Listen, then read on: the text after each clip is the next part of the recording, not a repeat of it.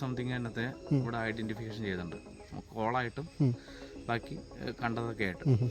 ഇതിന്റെ പ്രത്യേകത എന്ന് വെച്ചാൽ ഇതൊരു നെപ്റ്റൂണൽ ബേഡാണ്, രാത്രി സഞ്ചാരിയാണ്.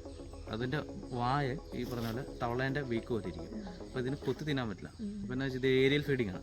രാത്രി വാ തുറന്ന് പറക്കും, അപ്പോൾ കിട്ടുന്ന ഇൻസെക്ട്സിനെ ഇത് കഴിക്കും. അങ്ങനെയാണിത് ഫീഡ് ചെയ്യണത്. പിന്നെ ഇത് വർഷത്തിൽ ഒറ്റ മുട്ട ഇടുള്ളൂ. ഈ മുട്ട ആൺപക്ഷിയാണ് ഇതിന് ഇൻക്യുബേറ്റ് ചെയ്ത് കുഞ്ഞിനെ വിരിക്കുന്നത്. പക്ഷെ ഇൻ കേസ് എന്തെങ്കിലും കുരങ്ങനോ അങ്ങനെ എന്തെങ്കിലുമൊക്കെ തട്ടി ഇതിൻ്റെ മുട്ട ബേണായി പോയി കഴിഞ്ഞിട്ടുണ്ടെങ്കിൽ പിന്നെ അടുത്ത വർഷമാണ് കുഞ്ഞിന്. അതാണ് ഇതിൻ്റെ നമ്പറിൽ ഇത്ര ഇൻക്രീസ് ഉണ്ടാവാത്തത്. പിന്നെ ക്യാമോഫ്ലാഷാണ് കാണിച്ചു തരാൻ പറ്റുന്നത്. അത് കണ്ണിപ്പെടാതെ ദൈവം തന്നെ കൊടുത്തേക്കുന്ന ഒരു ഇതാണ് കളർന്നത്.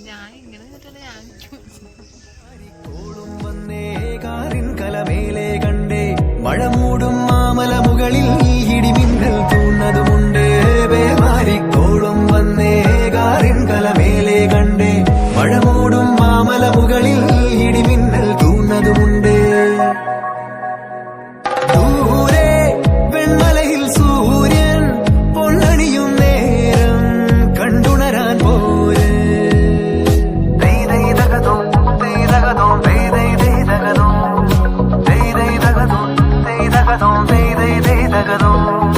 മായാലോകം കണ്ടു രസിക്കാൻ ഏനുണ്ടട തന്തോയം, മേഘത്തേരിൽ പാറി നടക്കാൻ ഏനുണ്ടട തുള്ളാട്ടം.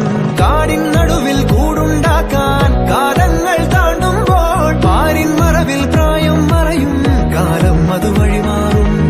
അലതല്ലും തിരകളെയൊന്നായി കൈക്കുമ്പിൾ കോരിയെടുത്തേ തിരമൂടിയ കരയുടെ മേലെ കാക്കാത്തി കിളിയതു